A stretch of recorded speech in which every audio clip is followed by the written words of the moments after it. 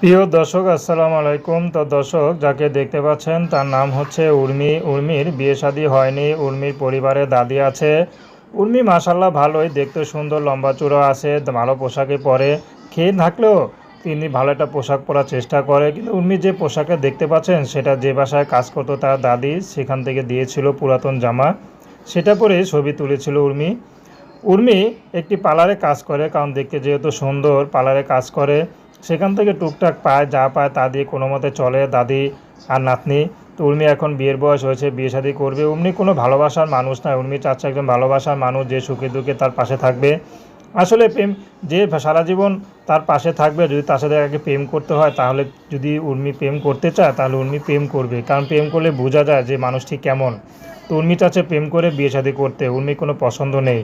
তো দর্শক, এ ছিল উর্মির জীবনের সংক্ষিপ্ত জীবন কাহিনী। তো প্রেম, ভালোবাসা, বিয়ে শাদী করা একান্ত আপনাদের ব্যক্তিগত ব্যাপার। আসুন আমরা 5 ওয়াক্ত নামাজ পড়ি। আসসালাম।